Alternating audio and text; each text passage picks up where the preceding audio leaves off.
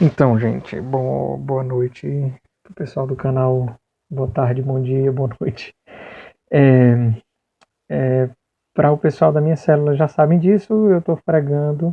Vou falar um pouquinho sobre vida de oração, num contexto de oração comunitária, de vida comunitária, dentro para irmãos da comunidade católica Shalom. Pessoal do canal, fiquem sabendo que essa formação é específica para um público específico. Então, assim, ao vocês ouvirem, também pesem, porque eu estou falando para pessoas que têm um compromisso de oração pessoal diária e se comprometeram a fazer isso. E vocês do canal nem todos têm isso. Então, cada um na sua medida. Então vamos lá, a vida de oração. A primeira coisa que eu senti hoje de manhã, eu fui rezar. Graças a Deus, a providência divina, ela fez com que tudo favorecesse para eu preparar essa motivação. Hoje de manhã o Christopher acordou mais cedo. O Christopher, meu filho, né? Acordou mais cedo. Aí, como a Juliana não tinha dormido muito mal, eu fiquei com ele, né? Então eu fiquei. Ele acordou às 6 horas da manhã, eu acho. Aí eu fiquei com ele aqui um pedacinho e tal. A gente brincou na sala. E aí, quando foi um pouquinho depois, eu dei a papinha dele do café da manhã e ele dormiu de novo. Aí isso é ótimo. Agora eu tô acordado, ele tá dormindo, eu vou rezar. E aí eu pude rezar e aprofundar mais para rezar para preparar essa motivação. E assim, nos textos que foi colocado da formação, eles eram textos muito, não é que eles eram abstratos, mas eles não iam para o concreto, o cotidiano no dia a dia. Falava muito assim, nós precisamos rezar porque a oração é a nossa vida, porque a oração é aquilo que fortalece a nossa vida espiritual, porque nós temos um compromisso de oração. Mas eu senti a necessidade de colocar a vida de oração numa coisa muito concreta do nosso cotidiano, coisas que nós precisamos fazer, né? Assim, o que é o concreto? O que a gente vai ter? Se a gente rezar, qual é a vantagem? Se a gente não rezar, qual é a desvantagem? Eu não quis deixar as coisas muito nos ares, não. Porque eu sinto, e esse é o primeiro ponto que Deus colocou muito forte no meu coração quando eu estava rezando, e é uma coisa que eu tenho visto muito nesse mundo de hoje, é que o mundo de hoje é muito dualista. O que é dualista, Felipe? Dualista é você achar que nós somos duas coisas, nós somos corpo e alma. É achar que a gente é. Muitas pessoas, mas muitas pessoas mesmo, inclusive católicos, acham que nós somos uma alma guiando um corpo. Isso é um absurdo. Nós não somos uma alma guiando um corpo e nosso ser, quem nós somos, não é só uma alma. O que é que nós somos? Nós somos a união de um corpo e uma alma. Sem a alma ou sem o corpo, nós não somos seres humanos, de verdade, completos. Então, assim, um dos pontos, nós cremos na ressurreição da carne, nós, enquanto católicos, cremos na ressurreição da carne, não é porque a gente acredita que no final vai ressuscitar a nossa carne, pronto. É porque nós acreditamos que nós só somos inteiros se nós formos unidos corpo e alma. E isso tem implicâncias muito sérias na nossa vida de oração. Eu quero dar um exemplo para ficar bem concreto. Esse exemplo que Deus me deu na oração hoje, eu achei fantástico.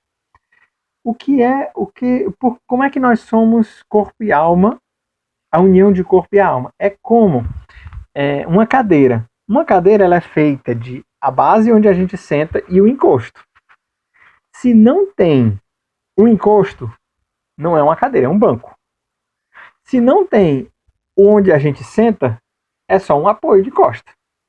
Uma cadeira, para ser cadeira, ela precisa ter uma base onde a gente senta e um encosto. Então, um ser humano, para ser humano, precisa de um corpo e de uma alma. Nós não somos, entende a diferença? A gente não é um corpo e mais uma alma. Nós somos a unidade dos dois. São Tomás de Aquino vai dizer, e eu realmente não vou saber explicar, eu preciso estudar bem muito mais para poder explicar de forma simples. São Tomás de Aquino não fala que a alma está no corpo não como contido no corpo, mas contendo o corpo. Né? A alma é muito maior do que o corpo, no sentido de que a nossa alma é o que modela, que forma, que guia o nosso corpo. Isso é muito interessante.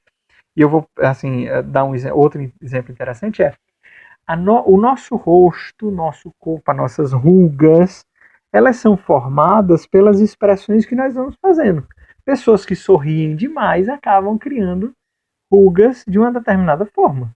Pessoas que choram demais vão criando rugas de uma outra determinada forma. E aí eu estou me entregando que parece que minhas rugas estão criando para cá, né?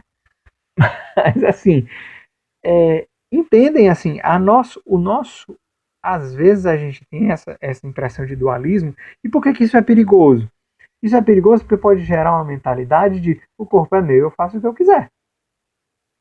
Então a gente precisa tomar cuidado.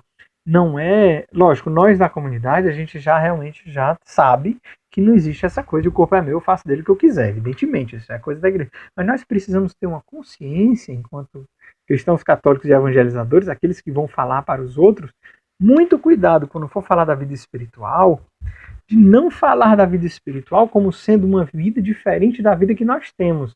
Muitas e muitas vezes a gente diz, não, nossa vida espiritual é a nossa vida humana, como se a nossa vida humana não fosse espiritual. Entende? Assim, eu preciso começar e dar isso como base para que a gente saiba que a nossa vida espiritual é a nossa vida humana. A nossa vida espiritual e a nossa vida humana não são duas coisas separadas, certo? Então, assim, quando a gente parte desse princípio, a gente vai partir desse princípio, a gente vai percebendo que a nossa vida de oração, ela não é algo desconecto da nossa vida como um todo. Isso foi uma palavra de sabedoria que Deus me deu rezando.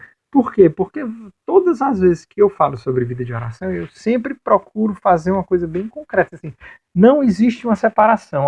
Do momento que eu rezo, ao final da cruz, separo para rezar aquela 1 hora e o resto da minha vida. Porque não pode haver separação. Então por que eu separo 1 hora? Por que eu paro ali um tempo para a minha vida de oração? Porque nós precisamos, na nossa vida como um todo, de seres humanos, de um ritmo. Nós precisamos, como seres humanos, nós somos rítmicos. Nós dormimos à noite e acordamos de dia. Nós comemos de manhã, de tarde e de noite. Faz parte do mistério de Deus para seres humanos ter um ritmo. Nem sempre todo mundo tem esse ritmo. Tem a insônia e tudo mais. Eu sei que teve as histórias de insônia esses dias. Mas existe um ritmo. E nós sabemos tanto que nós precisamos de um ritmo que quando a gente está com insônia, a gente sabe que tem alguma coisa errada. Então, nós precisamos parar e ter alimento espiritual do mesmo jeito que nós precisamos ter alimento físico, concreto. Isso é engraçado porque isso é uma das provas da existência de Deus. Não quero entrar aqui na prova da existência de Deus, mas eu acho que é interessante. Santo Tomás de Aquino vai falar que a nossa sede de Deus é uma prova de que Deus existe. Vamos seguir o raciocínio de Santo Tomás de Aquino. Ele vai dizendo que se nós temos fome, nós fomos criados para desejar alguma coisa. Por exemplo, ter fome. Então, se a gente tem fome, é porque o alimento existe. Senão a gente não desejaria o alimento. Se a gente não deseja coisas que não existem. Então, o fato de nós desejarmos Deus significa que Deus existe. Isso é uma prova da existência de Deus. Lógico, eu estou simplificando muito mais do que a prova da existência de Deus Santo Tomás de Aquino, mas é uma coisa interessante para a gente perceber que se a gente não buscar o nosso alimento espiritual igual a gente busca o nosso alimento físico, se a gente não tem um ciclo de rezar todos os dias, a gente está deixando uma parte importante e considerável da nossa vida de fora. Estou espiritualizando demais ou tá dando certo aí? Estão entendendo o meu raciocínio, né? Então vamos lá. Na nossa vida, então, por que nós precisamos ter ritmo? Por que nós precisamos nos alimentar da nossa vida espiritual? Nós temos um momento de oração pessoal. No momento de oração pessoal, nós vamos dar vida à nossa vida espiritual. Eu vou falar o que é vida espiritual. Mas eu tinha acabado de dizer que não existe vida espiritual, Felipe, que a nossa vida humana é a mesma coisa da vida espiritual. Por que tu fala de vida espiritual? É uma maneira didática de se explicar como é que o nosso organismo espiritual existe. Né? Porque nós somos dotados de espírito, nós somos dotados de alma, e a nossa alma se alimenta, vive, cresce como o nosso corpo, se desenvolve como o nosso corpo. E aí, esse exemplo do jardim ou da planta, é que vai ser muito útil que a Santa Teresa vai falar, né? Santa Teresa vai falar das águas e das maneiras de aguar o jardim. E aí é que entra a e aí é que entra a questão é que eu me perdi aqui, apareceu uma mensagem aqui, eu me perdi, mas vamos lá. A planta e como imagem das virtudes que vão crescendo no nosso coração, e a água como imagem da graça de Deus e da motivação que nós escolhemos na nossa oração. Então, da mesma forma que o nosso corpo aprende, cresce e se desenvolve, nosso espírito também aprende, cresce e se desenvolve. Nós precisamos dar o alimento de acordo com o desenvolvimento. Em São Paulo, quando eu era criança, eu comia como criança. E agora que eu sou adulto, eu como como adulto. Então, na nossa vida espiritual vão acontecer fases, e a gente tem que pensar, essa ideia eu aprendi na faculdade. Lá na teologia, o padre que falou sobre, era uma cadeira chamada Aproveitar os Recursos da Graça. Fantástico, isso é uma cadeira da faculdade de teologia. Como aproveitar os recursos da graça. E ele dava o exemplo da vida espiritual como uma planta. Quando a gente planta a semente e começa a regar, aquela planta está muito fraquinha, ela está frágil. Então, a gente precisa regar todos os dias, cuidar todos os dias, estar ali. E a gente vai alimentando, aí aquela planta vai crescendo, vai criando um tronco, vai pegando raízes mais profundas e começa a se alimentar da terra por si só. E a gente não precisa mais ter tanto cuidado com ela como a gente tinha no início. E ela vai se tornando uma árvore cada vez mais forte. Assim também é a nossa vida espiritual. Então, eu vou falar aqui de uma coisa que tomem muito cuidado como é que vocês vão entender isso, mas vamos lá. A nossa vida espiritual ela vai precisar de tanto mais cuidado quanto o começo que ela vai estar. Por exemplo, uma pessoa que reza todos os dias faz 30 anos, mesmo que ela não reze um dia, 2 dias, ou mesmo passe um mês sem rezar, a vida espiritual dela não vai ser tão prejudicada quanto uma pessoa que começou a ter vida de oração e está ali começando, ainda está uma plantinha bem frágilzinha. Se ela parar de rezar uma semana, aquilo é muito perigoso para a vida espiritual dela. Mas uma pessoa que já faz muito tempo que está rezando, não precisa mais ser tão cuidadoso assim. Por quê?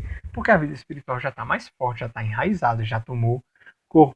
Entendem o que eu estou falando? Não é uma questão de dizer assim, não, que já reza há 30 anos não precisa rezar mais todo dia. Não é isso. Até porque uma pessoa que já reza há 30 anos tem necessidade de rezar todos os dias. Não é uma coisa. Então, assim, como é que funciona isso do dia a dia da planta? Que história é essa de planta e como é que, usando essa mesma imagem da planta com Santa Teresa? Na minha oração, o que eu vou fazer na minha oração? Eu vou lá, todos os dias, regar a minha plantinha. E como é que eu rego a minha plantinha? O que é a água? Né? Que é a graça de Deus e a motivação, e Santa Teresa diz as lágrimas. Vão ser meditações que eu vou fazer na minha oração sobre a minha própria vida, sobre a minha sede de Deus, sobre o amor que eu tenho a Deus, a necessidade de melhorar, de crescer, de viver alguma virtude. Aquilo eu vou ver na minha oração.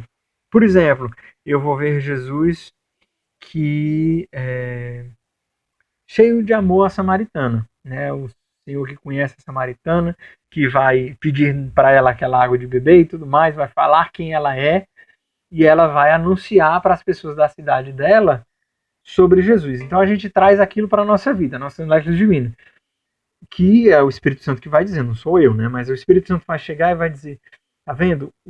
A sua proximidade com Deus precisa transbordar em você, transbordar de Jesus para as outras pessoas.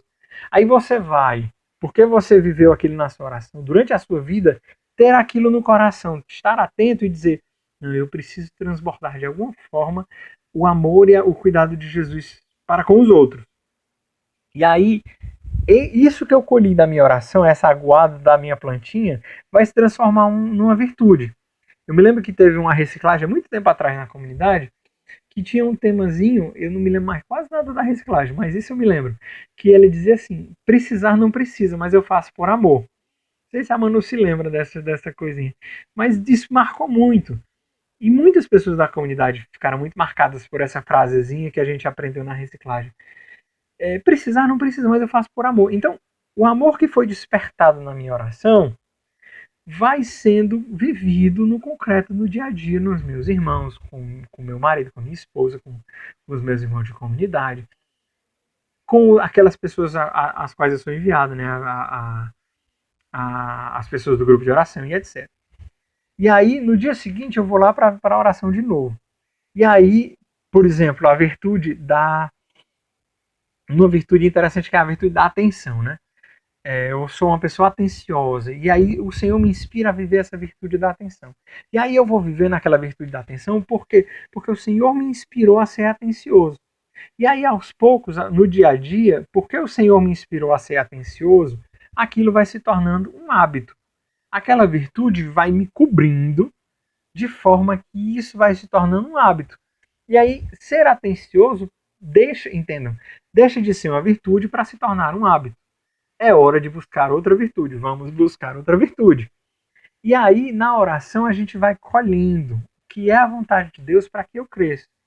Existem duas principais maneiras da gente regar e estar atento no dia a dia na vivência das virtudes. Uma o Senhor mesmo nos inspira as virtudes, o Senhor vai colocar e dizer isso, aquilo, outro. Ou é o contrário, a gente estar diante da presença do Senhor vai nos trazer à consciência pecados que nós temos. Por exemplo, nem sei, a gula. Vou dizer a gula, que eu de vez em quando estou entrando nessa aí. Então, a gente percebe diante da nossa oração que a gente está com o pecado da gula, que a gente está comendo mais do que realmente precisa. E aí o que acontece? Isso aí é Santo Tomás de Aquino de novo, vai dizer, a gente não luta contra um pecado diretamente. Como é que a gente luta contra o pecado? Vivendo a virtude contrária. Então, para lutar contra a gula, a gente não diz, não, agora eu vou parar de comer, porque a gente não vai conseguir, a gente está só supervalorizando aquele pecado dentro de nós mesmos. O que a gente precisa fazer? Viver a virtude da temperança. E aí a temperança no comer, no vestir, no falar. E aí o Senhor nos inspira. Então, são as duas maneiras que o Senhor coloca para que a gente desperte nossa alma e nossa inteligência para as virtudes. Seja diretamente inspirando as virtudes em nós, seja demonstrando o pecado contrário àquela virtude que o Senhor deseja nos fazer viver. E aí entra aquela coisa, Senhor, me dá paciência, Senhor. Aí o Senhor nos dá a oportunidade de viver a paciência. A gente já ouviu isso milhões de vezes. Mas deixa eu só explicar como é que isso funciona na vida espiritual. Não é que o Senhor vai proporcionar... Não, só de mal eu pedi paciência, aí só de mal Deus me bota um monte de coisa. Não é isso. Quando a gente está na oração e a gente desperta que a gente precisa dessa determinada virtude, já é um sinal que a nossa visão espiritual já abriu o olho. Nós abrimos nossa visão espiritual para dizer, opa, essa determinada virtude eu estou precisando. Automaticamente a gente vai prestar atenção em todos os momentos que a gente não tem paciência. Por quê? Porque a gente já está com a nossa visão, abriu o olho espiritual, a gente está, opa, aqui está precisando, aqui também, aqui também. Não é porque o Deus está trazendo momentos que a gente precisa. Entendem a diferença? O que ele está fazendo é despertando o nosso olhar espiritual para aquelas oportunidades que a gente tem para ver a virtude. E aí entra, eu vou entrar agora nos tópicos, realmente eu falei um pouco, perto de meia hora já. Eu vou colocar em algumas coisas que, para que, entre aspas, né, pelo amor de Deus, me entendo, para que serve rezar, por que eu rezo? Para que serve rezar? O primeiro ponto de para que serve rezar é para fortalecer a minha vontade. Esse é o primeiro e básico, fundamental ponto para que eu rezo. Eu rezo para fortalecer a minha vontade. O que significa isso? Significa que eu tenho uma vontade forte que não se dobra diante da minha fraqueza, da tentação ou das circunstâncias. Vou explicar. O fortalecimento da vontade acontece como? Acontece no exercício constante de dizer, neste dia, nessa hora, eu me comprometi a rezar. E a minha vontade precisa ser forte o suficiente para que naquele dia, naquela hora que eu me comprometi a rezar, eu reze. E aí o que acontece? Isso vai fortalecendo a minha vontade para quê? Porque em outros momentos eu vou ser tentado na minha vontade. Por exemplo, no momento de pecar da gula. Aí eu tô vendo sei lá, aquele donut maravilhoso ali na minha vida. Adoro donut. Mas, sei lá, um bolo de chocolate. Rapaz, eu pequei mesmo esse final de semana. No aniversário do meu cunhado aqui. Bolo de chocolate, uma delícia. E eu comi mais de um pedaço. Eu sabia que eu não tava com fome, que eu não tava mais só porque o bolo tava bom. Eu comi mais. E aí o que aconteceu? Eu percebi claramente ali que ali era a minha vontade fraca. Porque a minha vontade podia muito bem ter dito, não, eu sei que eu não vou comer esse bolo. Por quê? Porque não tem necessidade. Eu já estou de barriga cheia, vou empurrar um bolo lá dentro só porque o bolo está gostoso. Enfim, fortalecer a vontade. Todos os dias rezar, todos os dias faz com que eu tenha uma vontade forte o suficiente para fazer a vontade de Deus, quando a vontade de Deus se manifesta clara e evidentemente na minha vida. Tinha um filósofo, que eu realmente agora me escapa completamente o nome, que ele dizia assim, que o mais difícil não é fazer o que é bom. O mais difícil é saber o que é bom. Porque uma vez que a gente tem certeza do que é bom, é impossível não fazê-lo. Lógico, assim, isso é uma maneira um pouco filosófica, porque é verdade que tem muitas vezes, o São Paulo mesmo vai dizer, muitas vezes a gente não faz o bem que quer e acaba fazendo o mal que não quer. Mas é no sentido de, quando a gente tem a vontade firme e forte, fortalecida por estar ali na oração, especialmente quando a oração não está dando fruto, entre aspas, quando a oração está difícil, quando a gente não está sentindo nada, quando a gente precisava estar fazendo todas as outras coisas e quando a gente às vezes não quer estar rezando, mas a gente diz, não, eu vou estar aqui porque eu me comprometi a estar aqui, isso nos torna uma vontade forte. E aí quando a nossa autoridade nos pede algo que é desafiante, a nossa vontade está forte o suficiente para dizer, pois eu vou fazer. Por quê? Porque ela está certa? Não, ela pode até estar errada, mas eu vou fazer porque eu quero, porque eu me comprometi a obedecer. Eu vou obedecer. E a minha vontade tem força suficiente para fortalecer. Certo? Primeiro ponto é fortalecer a vontade. Segundo ponto, animar as virtudes. Isso aí é meio óbvio, né? Eu já acabei de falar, mas a gente reza para animar as virtudes. A gente reza para descobrir em Deus quais são as virtudes dele. Senhor, fazer meu coração. Senhor, Jesus, manda-se humilde de coração, fazer o nosso coração semelhante ao vosso. Então, por que a gente reza? Para ter o nosso coração semelhante ao de Jesus. E a gente só vai ter o coração semelhante ao de Jesus se a gente rezar, se a gente conhecer ele. Como é que a gente faz uma coisa ser parecida com a outra se a gente não sabe nem como é a primeira coisa?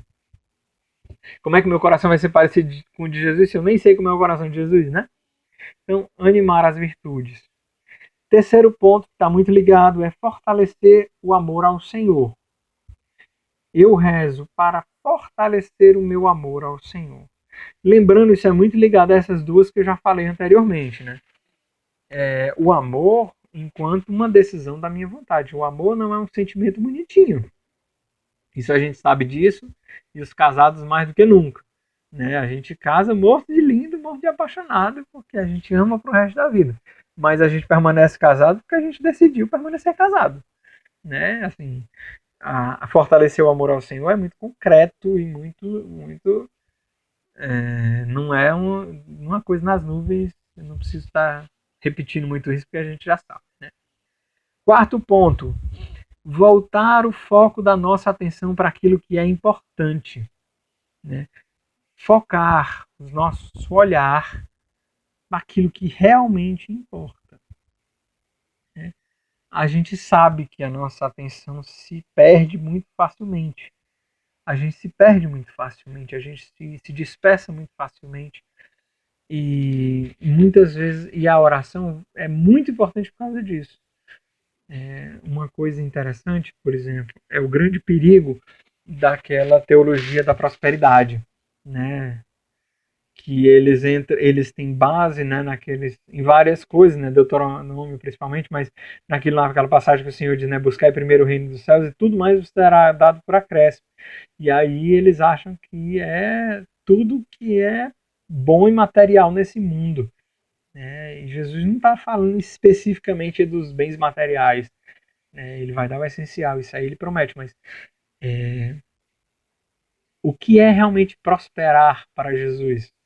O que é verdadeiramente ser próspero? Eu me lembro de São Thomas More, nosso padroeiro, da nossa célula. Ele era um homem próspero. Ele era um homem próspero. Ele era um homem rico, ele era um homem inteligente, realizado intelectualmente, realizado profissionalmente, realizado na sua família. Ele tinha tudo. Mas viver a consciência dele fez com que ele perdesse tudo. Perdeu o lugar de prestígio dele, perdeu, né, até o livro que ele tinha escrito foi proibido, ele morreu, né, literalmente, perdeu tudo, perdeu inclusive a própria vida. Mas quem é que ousa dizer que ele não foi próspero se ele ganhou a vida eterna? Ele foi próspero até o fim, ele era próspero de bens materiais, intelectuais, etc., mas ele foi muito, mas muito, mas muito mais próspero de bens espirituais. Então, assim, a oração serve para voltar o foco da nossa atenção para aquilo que realmente importa. Né? Vocês sabem da minha situação agora exatamente. Né? Não tem esses bens materiais todos, né? Morrendo, correndo, contando centavos para acabar o mês. Mas o que é que realmente importa? O que realmente importa? Né? Graças a Deus disso eu tenho muito. De Deus eu tenho muito. Né? Graças a Deus, pelo menos dele eu tenho. Né? E até nisso ainda nas mendigâncias, né? Porque não é do jeito que poderia ser o ideal, né? Na célula, junto com vocês e tudo mais. Mas enfim, vamos passar para o próximo. Quinto ponto é dar intimidade com o Senhor e com as coisas do alto. Criar intimidade. Uma das passagens que mais tem marcado, que eu tenho rezado muito muito mesmo com essa passagem, e quem acompanha meu canal sabe que de vez em quando eu estou repetindo, e a de ontem eu falei de novo, apartai-vos de mim porque eu não vos conheço. Essa passagem, ela mexe com os meus brios, porque no fundo o que Jesus está dizendo assim, apartai-vos de mim porque eu não tenho intimidade convosco. O conhecer na Bíblia, especialmente no Evangelho, significa ter intimidade. Né? Então, eu não vos conheço é uma acusação muito grave da parte do Senhor. Então, é dar intimidade com o Senhor. Esse é o objetivo da oração, dar intimidade com o Senhor e com as coisas do alto. Sexto ponto. Eu não botei em números, por isso é que eu fico perdido, mas é 6, né? É dar visão espiritual. Eu já falei um pouco sobre isso, mas é outro objetivo, outra vantagem. Por que eu rezo? Eu rezo para ter visão espiritual. Porque esse mundo não é um mundo só carnal. Né? Não é contra homens de carne que nós temos que lutar. Muitas vezes, muitas realidades, muitas lutas na nossa vida, nós precisamos ter uma visão espiritual de perceber o que é que está além. A visão espiritual, ela vai ajudar a perceber acontecimentos que teoricamente seriam simplesmente naturais, aconteceu, sei lá, acidentes e tudo mais, como realmente vontades e intervenções divinas. Deixa eu me explicar. Eu vou dar um exemplo que aconteceu na minha própria vida. Eu vou tentar ser um pouco genérico, assim, eu vou ser um pouco genérico porque isso é realmente muito pessoal. Mas assim, as pessoas sabem, assim, quem é mais próximo, quem não é, sabe que nesse exato momento onde estou gravando esse vídeo, eu estou procurando emprego. Eu tenho realmente empregos não fixos, né, salários não fixos, ajuda uma outra aqui, eu conseguindo dinheiro, e aí tá muito difícil sustentar minha família dessa forma, e eu estou procurando um emprego mais fixo. Porque aqui em Viena, eu moro na Áustria, nesse momento, agora que estou gravando esse vídeo. E eu procurando um emprego em determinada área, eu sou formado em administração, que me dá uma gama muito grande de busca de emprego em determinada área. Depois de muito enviar muitos currículos e não ser chamado para entrevista, eu mandei currículo para uma determinada área específica da administração e fui chamado para uma entrevista. Acabou que não fui sendo aceito por motivos que eu não sei quais foram. E aí, mais uma vez, fui chamado de novo para uma para essa mesma área da administração, só que dessa vez era um programa de aprendizado, assim, não era nem assim, ele chamava de trainee, mas normalmente trainee é pago. E nesse caso eu teria que pagar para aprender, pagar, assim, como se fosse fazendo um curso, né, pagando, e não tinha muita certeza de ser contratado no final do curso, e não tinha muita certeza de quanto tempo ia ser o curso, era muito vago, estava realmente me parecendo, eu estava muito desconfiado, embora seja uma área que eu estava realmente interessado em participar. E eu também não tinha dinheiro para pagar esse curso, assim, se eu fosse investir esse tanto de dinheiro, investir em outra coisa, e coisas da minha própria casa, da minha família, realmente eu não ia fazer isso. E aí eu decidi não entrar nesse emprego específico. Eu disse, não, eu realmente não vale a pena, eu não tenho dinheiro para investir nisso, não vou fazer esse curso, um pouco sofrido, porque realmente essa área me interessa bastante. E aí neguei, né? Na noite em que fui negar de tarde, na noite em que eu neguei, entrou na nossa conta, né, na conta da minha mulher, um dinheiro que a gente não estava esperando e que daria para pagar esse curso. Mas eu percebi ali uma intervenção divina. Por quê? Porque se esse dinheiro tivesse entrado antes, eu teria entrado nesse ramo, nessa área. E como entrou exatamente no dia, eu achei que era coincidência demais para que o Senhor tivesse me poupado desse ramo específico da administração. Então eu percebi nesse ponto, nesse momento, que Deus não queria que eu participasse.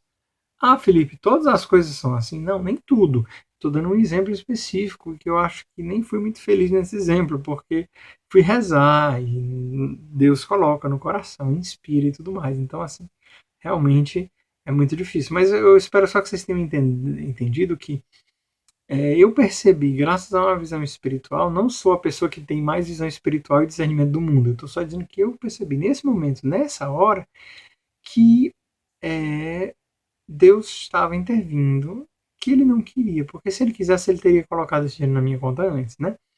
Então esse é um ponto em relação à visão espiritual. Perceber os acontecimentos não simplesmente como acasos, mas também como intervenção da providência divina nas nossas vidas. Mais um ponto, né? O último ponto, né, de vantagens, entre aspas, de rezar é parecer com o Senhor. Né? Essa é uma das maiores vantagens da gente poder rezar. Quanto mais nós conhecemos o Senhor, mais nós parecemos com Ele. Quanto mais nós contemplamos o Senhor, mais nos tornamos aquilo que nós contemplamos. Isso é uma citação de João Paulo II na Carta aos Artistas, onde ele fala, né? Torna-te aquilo que tu contemplas, e contemplar o Senhor nos torna parecido com Ele. Isso é uma das grandes vantagens. Isso tudo, né, fortalecer a vontade, animar as virtudes, fortalecer o amor ao Senhor, voltar o foco da nossa atenção para aquilo que importa, dar intimidade com o Senhor, com as coisas do alto, dar visão espiritual e parecer com o Senhor, nem se compara com, né, apaixonar-se por Deus e deixar que o Senhor nos ame. Né? Amar o Senhor, é por isso que nós rezamos para amar o Senhor, nós rezamos para Ele, Ele é o foco. Todos esses benefícios vêm por acréscimo, né? Mas se você quiser desculpas para rezar, eu lhe dei 6 desculpas aí para rezar. O que eu ganho com a oração? Você ganha isso, você ganha uma vontade forte, você ganha virtudes, você tem visão espiritual e tudo mais. Então, eu espero que você tenha aproveitado, espero que você tenha gostado, e se você gostou desse vídeo, curte esse vídeo, se inscreve no canal. Por que os youtubers, todo mundo que está no YouTube, sempre pede para a gente curtir o vídeo e se inscrever no canal? Porque quanto mais pessoas curtirem os vídeos da gente, quanto mais pessoas estiverem inscritas no canal, mais o Google, né, e o YouTube vão achar que esse conteúdo é bom e vão colocar esse conteúdo mais na frente. Então, outras pessoas que estiverem fazendo a busca sobre vida de oração vão achar mais facilmente esse canal. Então, se você realmente curtiu, se você realmente gostou do vídeo, você pode apertar em gostei. E assim com todos os outros vídeos do canal. Se você não conhece ainda o canal Vida de Oração, você pode procurar outros vídeos e aí aprender muito mais sobre isso, né? Tem uma lista bem grande de vídeos sobre a vida de oração e eu espero muito poder te ajudar. Se você tiver alguma dúvida sobre a vida de oração, se você quiser saber algo, se você quiser entender melhor a dispersão, o sono, pode ver os outros vídeos. Você também pode perguntar nos comentários ou fazer outros comentários. E aí, à medida que eu for podendo, eu vou criando novos vídeos para tirar suas dúvidas sobre a oração, tá bom? Esse vídeo foi bem mais longo, como eu disse no começo, mas eu acho que o conteúdo estava muito bom para não postar. Então, fica aí para vocês. Até a semana que vem, se Deus quiser.